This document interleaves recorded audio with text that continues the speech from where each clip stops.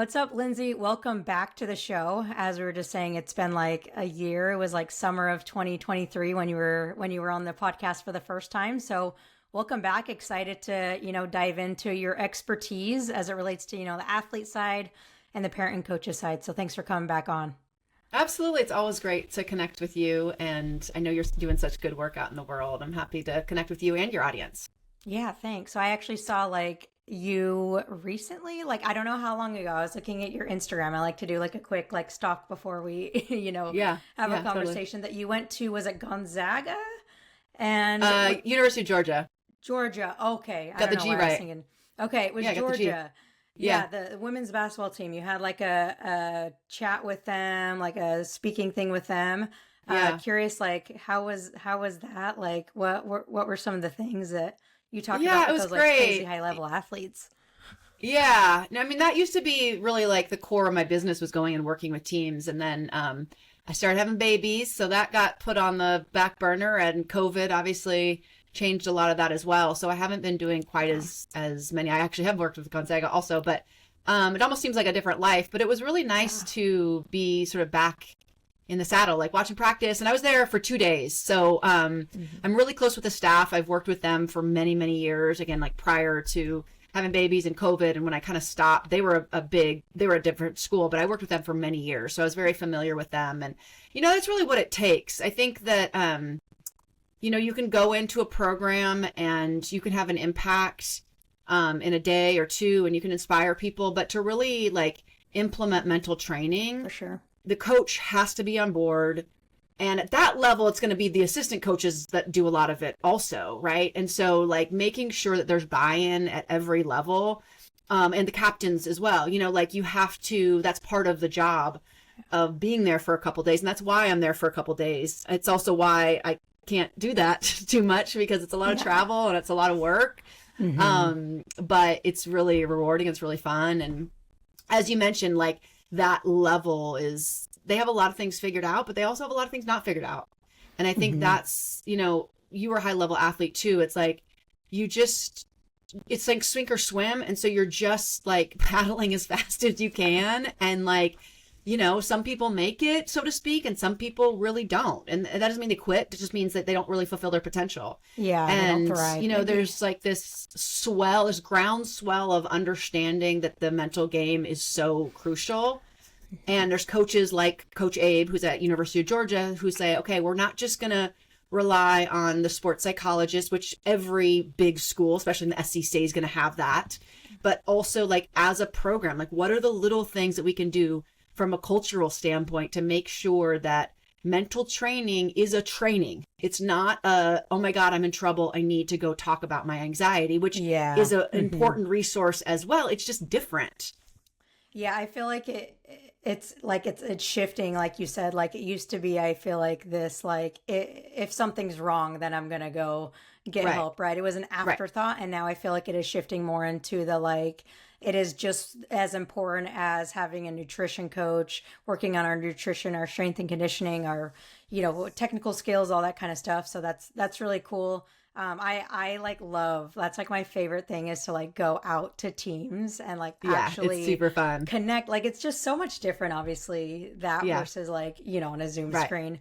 But curious for you, at that level, because I think a lot of times kids and parents may think that, oh, because I'm at this level, I'm struggling with this thing, but a higher level athlete isn't going to be struggling with that. So curious from your standpoint with them for 2 days, what were kind of the biggest obstacles or struggles that they were going through as it relates to their mental game? Yeah. I mean, speaking of the mental game, we basically, I've been doing this for, I'm going to age myself, but I've been doing mental performance in some capacity, not even including my own career, but actually teaching it for 21 years. Yeah. And a few years ago, I really got down to okay, what's the brass tacks? I've taught all kinds of things within mental performance. Yeah.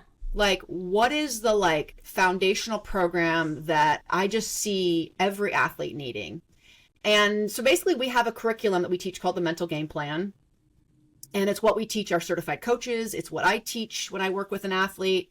It's what coaches can go through one of our programs called the Mental Game Plan and learn the 6-part system. And essentially I went in and I taught that. And one of the reasons that I do that is because even if athletes, I mean, at that level, they have figured some stuff out, right? They have figured out how to play at a high level. They have some great games under their belts. But many of them have never been actually taught mental performance. So some of the things that they've been doing, they've done by accident. Yeah. And by the way, even at that level, there are huge gaps. I'll give you an example. So one of the things that we teach in our 6-part system is a post-game evaluation that takes about 3 minutes. Yep. Okay. Guess how many athletes do that? Oh, Very about few. 0%. Very few. Like, Yeah, 'cause I right? teach that too, and it's Yeah. And so it's like, these are like some of the low hanging fruits that, like, unless you've really been taught it, you don't know, and you don't understand how, like, the return on investment in a routine like that is huge. Absolutely. I mean, it's not just about evaluating your play. It's also being able to recognize your emotions and being able to critique how you play without the depths of despair, which is what a lot of athletes feel, which keeps them from really ever looking critically at how they play at all. So things like that are like, you know, these are elite athletes, and they don't know how to do that, or they've never been taught how to do that. So like little things like that, a pregame or a pre-practice warm-up, right? You know, that takes 5 minutes. We teach something called the Braver. And, you know, a lot of people are familiar, and this is like, I think, where the rubber meets the road. Many people listening to this podcast, many athletes that, you know, are anywhere on social media that follow any athletes are now hearing about visualization. They're hearing about meditation. They're hearing about maybe a reset ritual. Maybe they're hearing about a post-competition routine. They're hearing about it, but how do you actually do it? And this is the problem with a lot of coaches and parents too, is like, that's great. What do you do on a Tuesday afternoon? What are the simple routines that you're going to get a lot of bang for your buck, that don't take over practice time? We still have to be able to make a layup and a 3-pointer, and like, we have to get our physical practice in. We have to be in shape.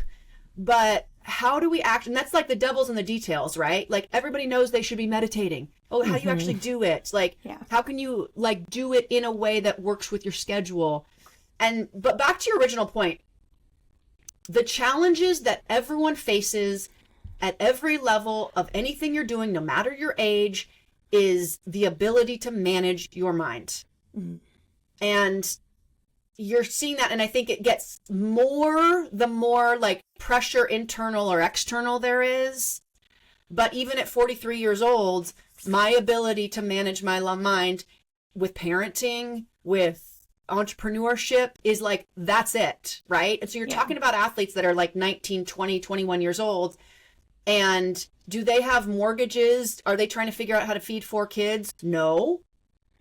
For an adult, you kind of look at them like, all you have to do is play basketball. But you remember, and I remember, that's not what it feels like in that moment. There is a ton of pressure on them.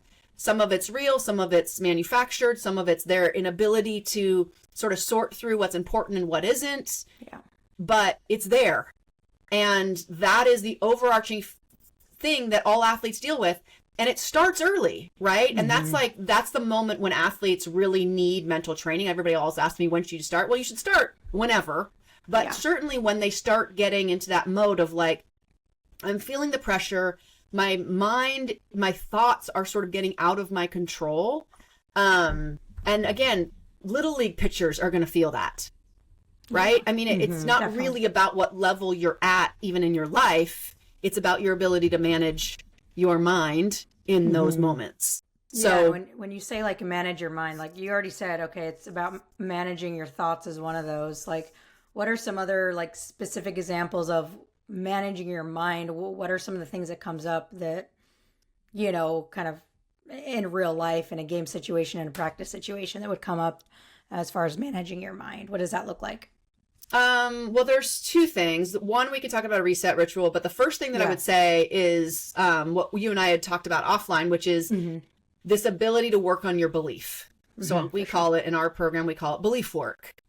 And I think this is one of the most underrated skills, mostly because it's something that we don't even talk about, right? And we talk a lot about confidence, right?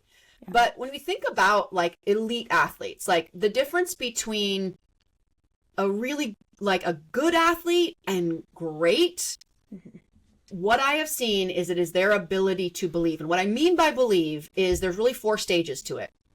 There's the ability to set goals, because we do not set goals we don't believe in. Yeah. We can't. Our brain just, not if we're actually planning on working towards them. It could be a fantasy, but not an actual goal. So setting a goal before, when you actually don't have any evidence that's going to work out. Yeah. Like that is, you know, that's faith. A hard, like to get that belief. Yeah. Yeah. And then there's the belief that it takes like during the long stretch of working towards that goal, when it takes longer than you ever thought it was possible for it to take, right? Keeping the belief alive, getting up and going and working out at 5:30 in the morning. That takes a tremendous, it's not discipline. It's not discipline. Yeah, it's belief. True. Because nobody works for something that they don't believe is going to work out. Absolutely. Right? And then the third thing is through failure and obstacles, which we know are going to happen rationally, but when they actually happen to us, we either keep believing in the goal or we say, it's not meant for us. And so the ability to do that over and over again, injuries, right? I mean, that's a huge part of sports. Oh, yeah. And the final piece is under pressure situations. And the ability to believe. I mean, you can also call that the will to win, right? You see it a lot in basketball, like the momentum and like the team that believes the most. And we also have to have the training that matches up with that. But the ability to believe in that moment, potentially when other people don't believe, potentially after you just messed up, right? Like that is a skill set that can be developed. And in my experience is really the difference between, again, when we're talking about elite athletes, it's the edge. It's the real difference maker. Yeah. I mean, I feel like belief is, like you said, it's not really talked about. And I feel like it's kind of this elusive thing. Like how do I work on my belief? I don't even know what I believe. Right. So like, I don't want you to give all the keys to the kingdom here, but like, what are some ways that someone can like start working on their belief and doing that belief work?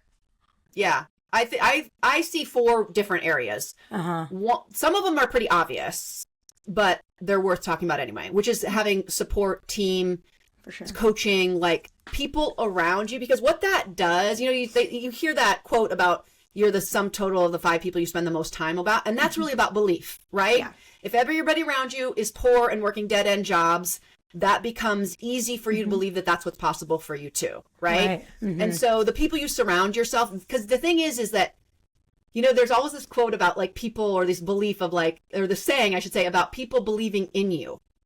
But what people around you can also do is they can believe for you. So when you have those doubts, it takes part of your brain, and when you're seeing evidence and you have other people around you supporting you, it's less work to keep yourself buoyed up. Yeah, that makes sense. So that's really, really crucial. The second thing I would say is any kind of plan, routine, habits, systems, you know, that make it easier to keep it up. So, I mean, planning out how you're going to accomplish your goals. I think that's really, really important. I think routines, I will say it's easier to brush your teeth every day than it is to do once in a while, right? True. Like everybody brushes their teeth hopefully twice a day, but if you try to remember to do something, it can be really difficult. So routines really help. And then the 2 other things that I think are less obvious and more in our sort of realm is subconscious work and conscious work. So by conscious work, I really do mean like the way that you talk to yourself, the stories you tell yourself, positive self-talk, all of that. Managing that is a job. Oh, it's a job. Absolutely. All the time. You know, journaling helps with that. Like anything that helps you be aware of your conscious thoughts. For sure. But also your subconscious thoughts. And that's where we teach things like visualization. I'm trained in hypnosis, so we add in a lot of that. And those are like the 4 things that keep that belief alive through those 4 stages. So anyway, that would be one thing.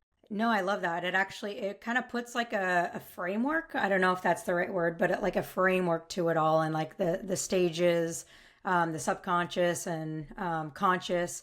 I've never heard it like that before, which is why you're on the podcast. Because, like you said, you've been doing this for a long time, and you know a lot more than I know, and a lot more than that you can teach some really cool stuff. So, yeah, and you mentioned too, like routines, and you mentioned the reset ritual, right? Mm-hmm. Right, which is, and correct me if I'm wrong, but it's how you reset or respond after a mistake, right? In a game, in practice, stuff like that, which I think is one of the most common challenges and kind of hardest things for athletes to work through, because nobody wants to make mistakes, and a lot of times, like you said, we don't have this framework already of how do I respond to a mistake in a game. Some people have better habits with that. Some people have not so healthy habits. So when you say reset ritual, that could be a little tongue twister for me. Reset ritual.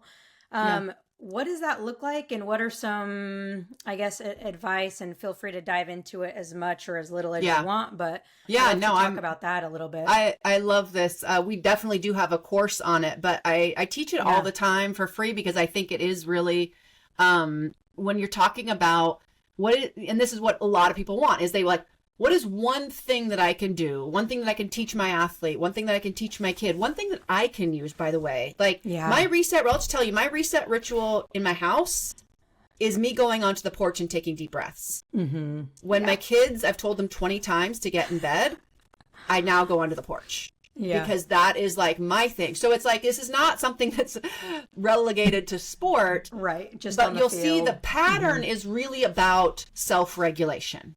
Yeah. Right? So you imagine a situation. I always tell the story of dribbling the ball off my foot, about to win a game-winning shot, when I was a professional basketball player, mind you. Okay. So this ability to regulate yourself in a situation where nothing has gone your way is such a useful skill set in all aspects of life, but certainly in sports. So coaches, athletes, anybody that's listening to this, parents, everyone wants the secret sauce for when something doesn't go well. Because again, we're talking about emotional dysregulation. Our fight or flight response gets activated. And I say we go on the negative train. That's how I talk about it. It's like, I dribble the ball off my foot, and immediately my thought is, my coach is going to take me out. My teammates are mad at me. If I was a high school player, I'd say, oh, the college scouts are going to walk out of the gym. I'm never going to get a college scholarship. You're just off to the races. And that negative talk and that inability to regulate our emotions often leads to either disengagement or making more mistakes. Although disengagement can lead to more mistakes, right? So it generally doesn't end well when we're unable to regulate ourselves in those moments. And what I will say is, if you're waiting until those moments, there's really not that much that can be done, right? I mean, by luck, maybe you can figure it out. But really what we want to do is we want to train for those moments, because we know that they're going to happen. Absolutely. And one of the ways that we do that is coming up with a reset ritual. It's really simple. It's choosing a word that is sort of like an anchor or a trigger, if you will, for getting back into the moment. Yeah. There is a hand signal, and depending on the sport, there's some that they have to visualize a hand signal, like a swimmer, for example. But there's always a way to do it. Yeah. And a deep breath, which, as we know, regulates the nervous system. For sure. So it takes about, 10 seconds. Mm-hmm. And when practiced over and over again in all situations, not just when things are going bad, but the ability to regulate even when things are going well, because sometimes we can get too high, right? Like we just did something great and we're like congratulating ourselves as we run back on defense and the other team scores, right? Yeah. So it's not just for mistakes, but it is about that emotional regulations. It's awareness of our thoughts. It's awareness of being in the moment, of any moment. And again, parents, coaches, coaches get dysregulated. They're yelling at the refs or they're mad at their athletes, whatever. Parents are going to get dysregulated. Yeah. Like, ability to bring yourself back into the present moment is such a crucial skill in sports and in life that it's something that we practice and teach pretty much to everybody. Man, how like much better would the just environment be if coaches and parents use this too? You know, when Yeah, they're yelling at the totally. ref or just like, you know what happens? Like, I'm not saying that Right. you're bad for doing that, but I think it's Totally. it's important to know that no matter who's listening, like the belief work, the the reset ritual, like all those things is something you can use like in your daily life, no Hmm. matter who you are. And so I just love that. It's so simple. It's that anchor, right? It's the deep breath. It's just getting yourself back into that present moment instead of being either too high, too low in the past and the future, right?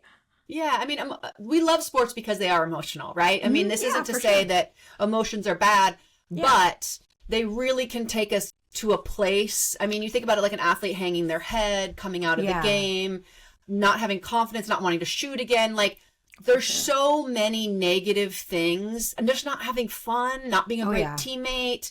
There's so many negative things that come from these these small moments. Like the Hmm. ability to perform and have, let's say, a great game or a great career is made up of a lot of moments, Yeah. right? Like Yeah. there's moments that mean more than others.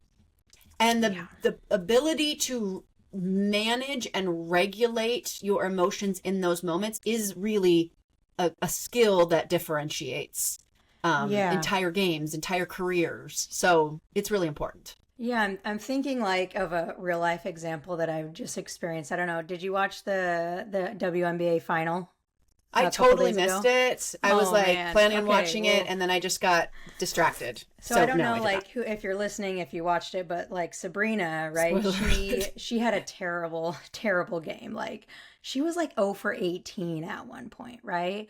But she kept shooting and kept missing, right? But kept shooting. Still played great defense. Was a great teammate. When she hit a couple threes, like she was hyped. Like there's nothing more that I love when like Sabrina and other athletes just get so excited and just scream, right? And so I went back to the emotion thing. I love emotion in sport. Like Right. that's what Yeah. sport is.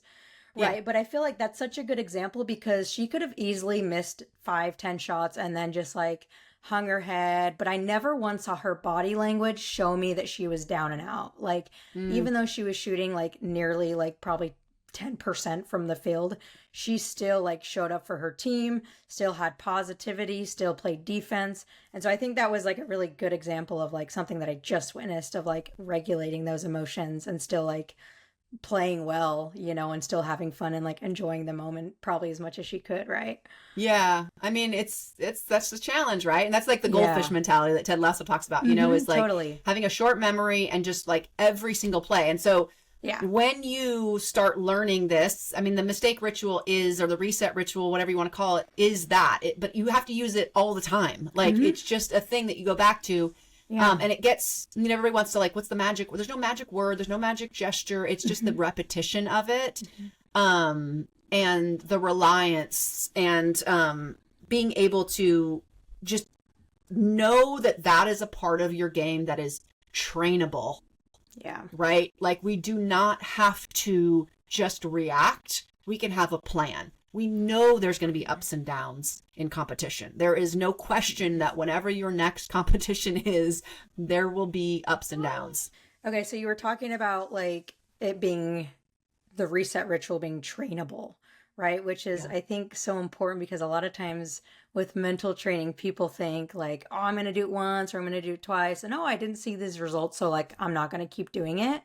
And I feel like that's for me one of my biggest frustrations with like teaching mental training is that people don't see the necessity to train it just like you would train any skill. So like I guess kind of the last thing that I want to hit on as far as this goes is how can someone develop and maybe discipline isn't the right word, but like I guess it is just creating a ritual to make the ritual easier, right? Like I don't know, Yeah. what are your thoughts on that?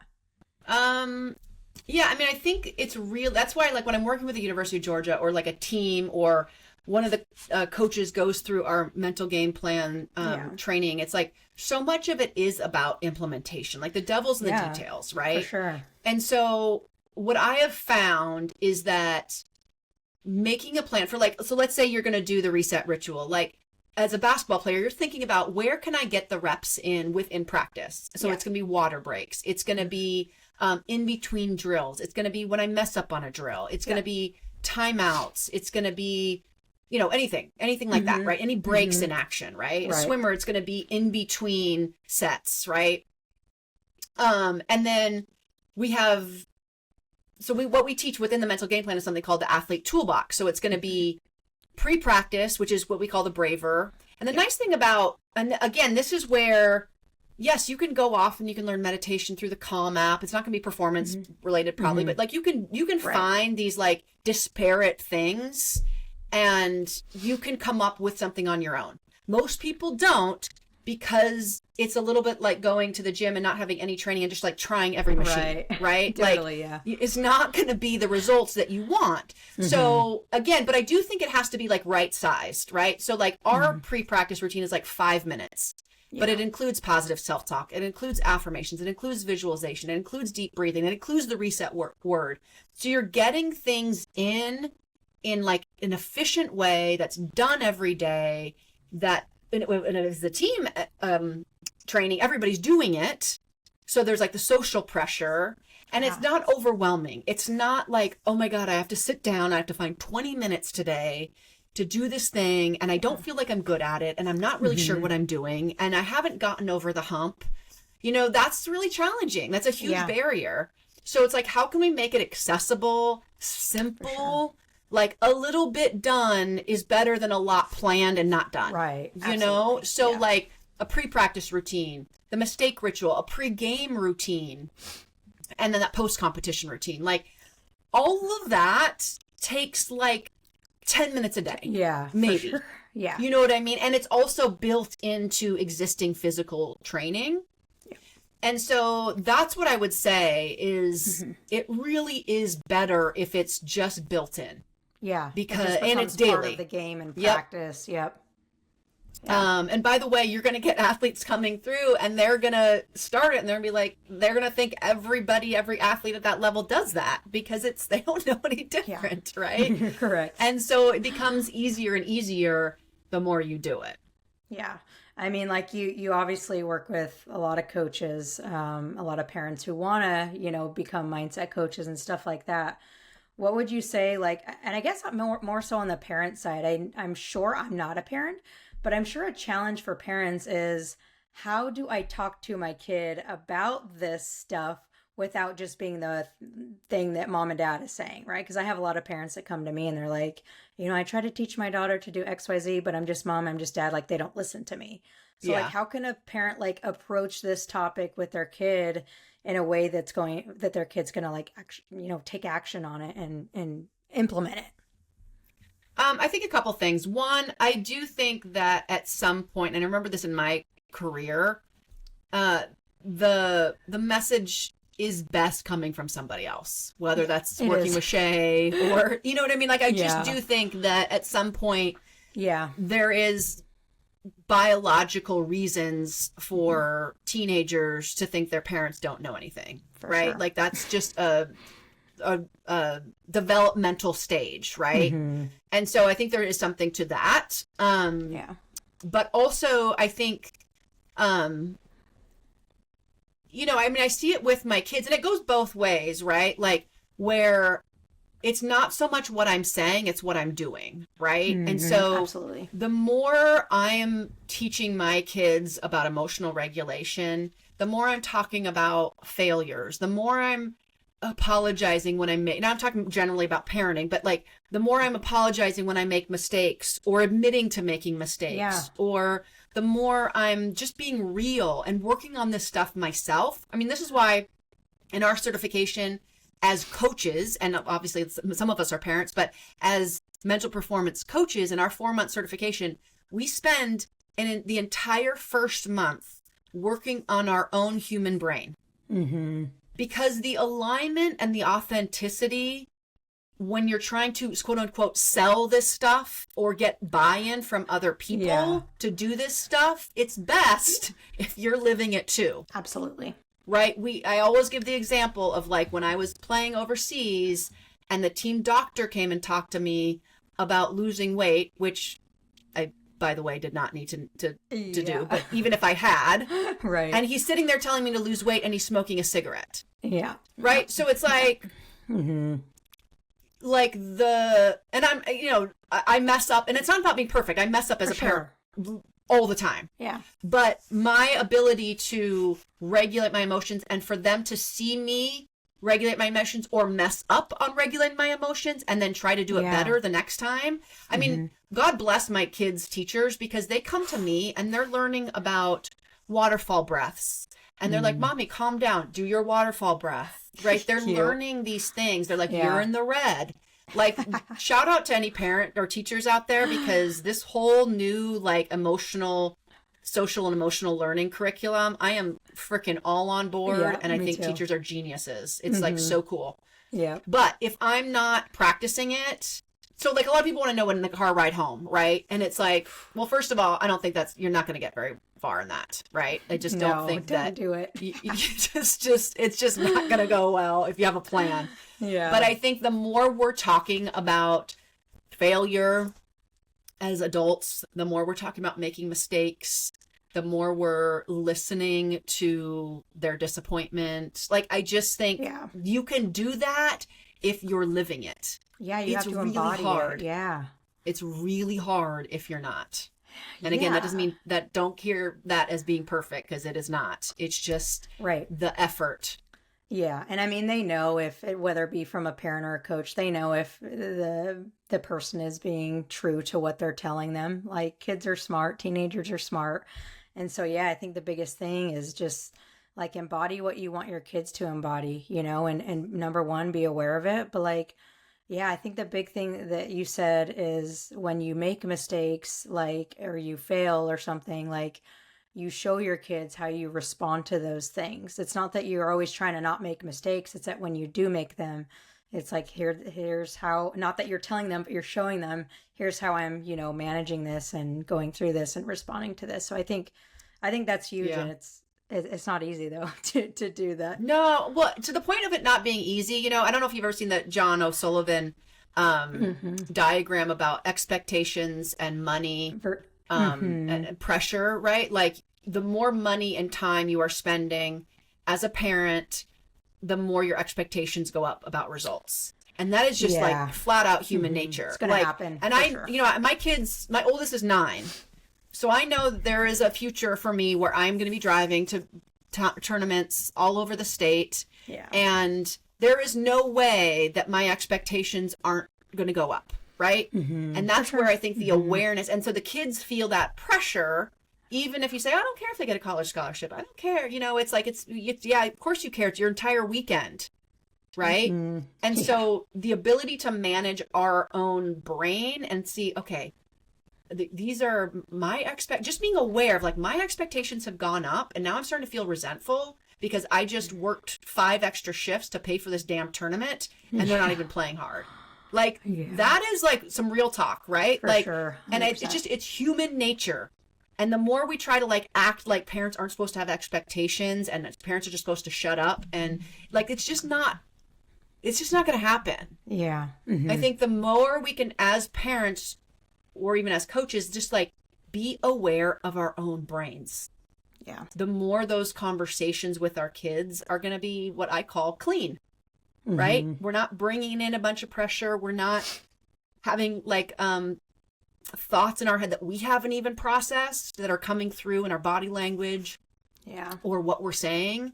So I think that self-awareness for ourselves is so crucial that it's like, it's the elephant in the room, right? Because we can say, just say exactly this to your kid after the game. And it's like, that's not how it works. It works with you working on yourself. Yeah. And if anybody ever tells you to do that, then I would question that for sure. So I want to spend some time talking about your mental performance certification. Like, I knew that you worked with a lot of coaches that wanted to get into mental coaching, but you said before we recorded that you have been having tons of parents come in. And so I want to hear a little bit more about that certification. What is it all about? Who's it for? Like, kind of like give us all the details and we'll kind of dive into it. Okay, cool. Yeah. So, about 10 years ago, there started to be this sort of movement. I have been a mental performance coach for over 20 years. But there started to be just a bigger awareness of what, people like you and I always knew, which was the mental game is so crucial. There's a way to train it, and athletes need it, right? And it's not just sports psychology. It's also just the proactive approach to making this sort of normalized and for the masses too, right? It's not just for elite athletes. It's not just for, rich athletes. It's for everybody. Yeah. And so I started looking around and realizing that there was starting to be just like a ton of opportunities. People were actually like looking for this. My conversations with people went from like, wait, what? What do you do? To like, oh yeah, my kid needs that. Or, it's like, I still get the what sometimes, but less, right? Yep. And people are talking about it. Pro athletes are talking about it. The Olympians are talking about it, right? It goes on and on. Yeah. So it's like the collective consciousness in the sports world just like shifted, like pretty drastically, pretty quickly. Yeah, I agree. And with that became this like whole new opportunity for just more of us, right? And I also knew that like there were so many athletes that needed this, and me being one person, I wasn't going to reach all of them. Yeah. And so from that, we started our certification, and we've certified over 100 certified coaches that all have their own businesses. And the cool thing is like they're working in all these different niches. Like we have somebody that focuses on rodeo athletes, injured athletes, soccer goalies, like any area you can think of. And so that's just been amazing. But in the last probably like 2 or 3 years, we've also seen this like rush of like sports parents, a lot of sports moms. One of our certified coaches works with a lot of sports moms. So she talks about what we do. Brianne Spendley, she talks about what we do a lot. Yeah. And so there's almost like this army of sports moms that are now taking mental performance training to their kids teams and kids in their community and, so whoever's around us. Cause there's a lot of, like I said, I'm 43. I mean, I grew up playing some sports, like my mom's generation, not so much, right? Yeah. That was like pre-Title IX. And so like people that have kids now, a lot of them have sports backgrounds. A lot of them have elite sports backgrounds, and their kids are playing, and they're seeing their kids and all their friends struggling. And similar to my experience where I was like, this is a problem, looking around, and I'm like, so no one's going to solve it. I guess maybe it's going to be me. Mm-hmm. And so we're getting a lot of sports moms that are in that position where they're like, oh my goodness, I could be teaching all these kids, and there's this huge need. Oh yeah. And a lot of them too want, they want either a side hustle, or maybe they're staying at home and are sick of that, or not sick of it, but just want something for themselves. Right. Or like I said, they have a day job, but they're not as passionate about it, or they're just seeing this huge need and they're like, oh, I want to help, but I don't know what to teach. So we're seeing a lot of sports moms and sports parents coming through our certification.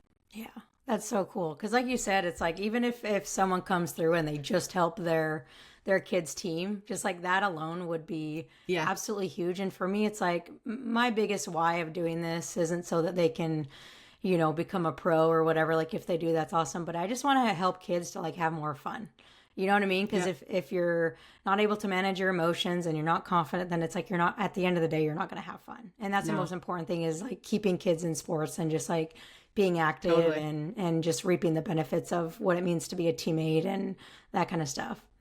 Absolutely. Yeah. And, being the Alpha Girl podcast, like, the stats on girls quitting sports, and like, it's, like we do want to create these opportunities for kids to love sports and for them to reap the life benefits and the life skills that can come from sports that, I think we talk about it so much that it's like, it seems like it's like a universal benefit, and it's not. Like there are plenty of people, for every person that leaves sports that thinks sports were the best thing that ever happened to me, like me, probably like you, there are others that are like, that sucked. Absolutely. And I didn't gain any confidence, and I didn't have a coach that confidence, maybe. Exactly. Yep. And so, mental skills is not a panacea, but I can tell you what, it's pretty close. And that's also why we train coaches with our mental game plan. So we have like the certification, and that's really for people that want to start a business doing this. Right. Any size business, even if you just have a few paid clients. Right. And that's a 4-month certification. And then we have a smaller, shorter training that is called the mental game plan. And that's for coaches that want to just learn like our curriculum essentially to implement with their team. Is that something you'd recommend for the mental game plan for parents to also be able to take that so that they can some parents go through that too. Okay. I mean, the delineation really is, do you want to create a business start a business or not? Okay. Yeah. And some people start with the mental game plan and they're like, oh no, I want to start a business. So then they go to the certification, and we allow that also. Okay. The delineation is really like, do you want to start a business? Like, do you want to have clients? Because in the 4-month certification, a mental game plan is great if you just want to like take a team through it, right, or improve your coaching. But if you want clients and you want to learn how to take them through a system and want to learn how to price it and package it and market it and all that, that's the 4-month certification. I mean, in many ways, that's a business in a box kind of thing. You don't have to have any business experience. It's just crazy to me. Like, thank you for doing what you're doing, because imagine if more coaches like took that course and just had the skills and the knowledge to be able to help their team with this stuff. Like, just imagine how much better the youth sporting landscape would be. Like, yeah. So yeah, that's why I wanted you to spend some time talking about it, because whether it's a parent or a coach, which I know there's lots of those, listening, is to be able to go through something like that and to provide that to your team would just be absolutely huge. And I feel like you said, coaches and parents are now waking up to the fact of how important, mental training is. So I just wanted to say thank you for creating something that's so needed. Oh, thank you, Shay. I appreciate that. And thanks for having me on. I mean, I think so much of this does go back to my mission, which was all along, whereas I looked around and I was like, people aren't learning this stuff. Yeah. And I was just happened to be lucky. I just had a coach that taught it to me. And right. And I also noticed for parents, but in particular for coaches, people that believe, I believe in the transformational power of sports, period. That's why I'm here. Right. Yeah. And I see so many coaches, and it's probably because that's who I attract, probably who you attract, is coaches that are trying their darndest. Yeah. They care about their kids. They care about they want to be invited to the wedding someday. They are not doing it for the money the prestige or the ego. They're doing it because they care about kids. Yeah. And many of them understand that the mental game is important. And so guess what they're doing? They are spending many of their dollars and time trying to figure this out on their own. Mm-hmm. But what they end up doing is they end up creating a codependency where their athletes are coming to them for all of their mental and emotional needs. Yeah. And guess what happens? Their personal life struggles, they get burnt out, and they're just this is exhausting. Coaching's impossible. Yeah. Instead, and so they're Googling it maybe, but they don't have a system. They don't have a curriculum. It's they're trying to be the head coach or assistant coach, whatever. They're trying to have a day job, probably. They're trying to have a life. They're trying to be the strength coach for the team. They're trying to be the mental performance training for the team. Right. And they don't have a system. Mm-hmm. They don't have a system. And so they don't know what to implement on a Tuesday afternoon. So they either throw stuff against the wall and hope it sticks, or they do nothing because they're totally overwhelmed. And I mean, a few years ago, I was like, this is crazy. Everybody's trying to invent the same thing. I'm just going to come up with a curriculum that everybody can teach. Mm-hmm. And it's the foundational program that every team and every coach can implement and see a benefit from. And it's not that complicated. It's that's simple and actionable is the name of the game. Simple usually wins, right? Yeah, because otherwise it's too much. I mean, some of these coaches only have their team for a couple practices a week. Mm-hmm, for sure. So what can we do that's easy to implement? For sure. Beautiful. So where can parents and coaches find out about that? And then if there's athletes listening, what resources can we point them to that I can kind of link for them in the show notes? Yeah, so I'm on Instagram, as you mentioned, at Lindsey Positive Perform. That's a good place to connect with me.